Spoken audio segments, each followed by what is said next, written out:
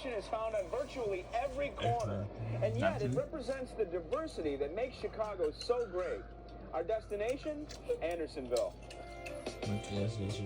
Within minutes of arriving in this North Side community, you know you're visiting a place where people take pride in their homes, their families, and their roots. When I grew up, it was a great place to live, and then I think there were some time, periods when my parents still lived here and they moved. But now the property values are way up, and it's a great place to live now. There's a real small-town feel to this big city neighborhood known as Andersonville. Our tour guide is Joyce Dunn, a greeter for the Chicago Office of Tourism's Chicago Greeter Program. So Joyce, what makes Andersonville such a great destination? Oh, gee, quick up right off the track, I would say it's the multicultural aspect of the whole thing. You just walk along the streets and you see stores and shops and restaurants from every nation under the sun. That's primarily the surface of it. But when you get underneath, you really look for that Swedish element, which was the origin of this neighborhood. The neighborhood dates back to the 1800s when immigrant Swedish farmers began moving north into what was at the time a suburb of Chicago. That rich Andersonville history is preserved at the Edgewater Historical Society and Museum. Now, Andersonville is essentially part of Edgewater, a larger community, correct? Correct.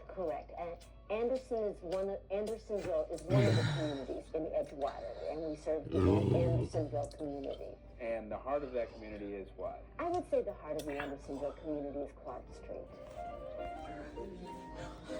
To walk along Clark Street is to walk down one of Chicago's most historic thoroughfares.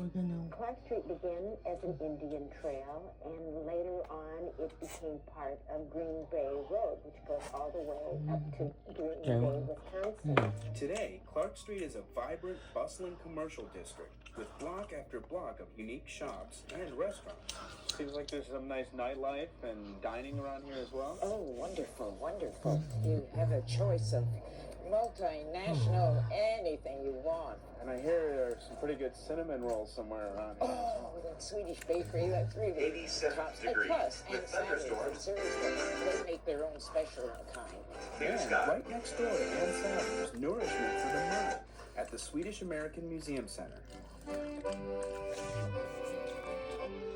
Since 1976, this museum has been an anchor of Andersonville. Its permanent exhibit, The Dream of America, highlights the contributions of Swedes to our city.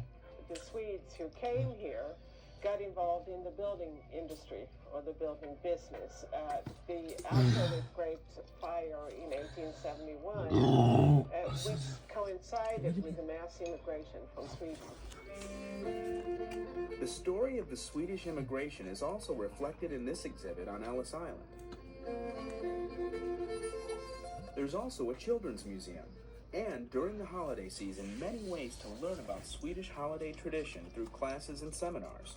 I think Sweden has a very special heritage with the traditions at Christmas, and we just love Our area, 87 degrees with thunderstorms and And if you're looking for a last-minute holiday gift, check out the museum's gift shop for some unique ideas.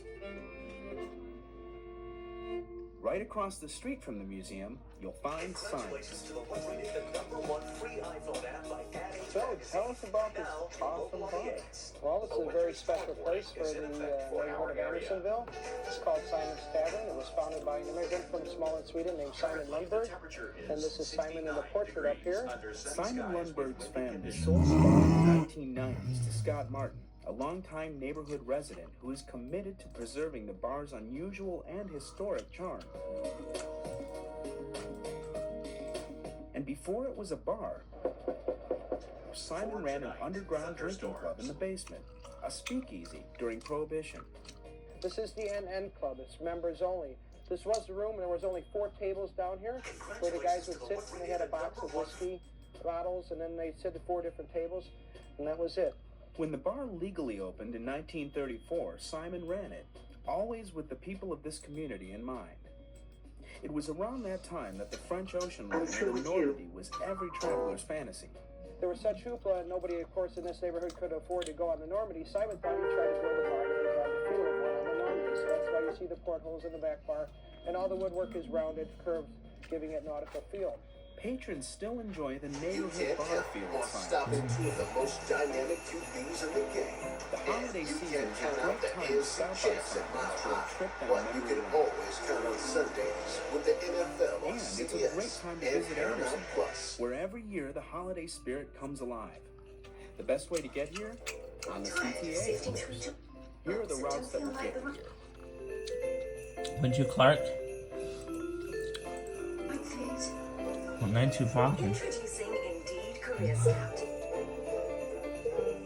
Bravo. Find the job that's right. I don't know. So why not explore Andersonville on the CTA? Purple.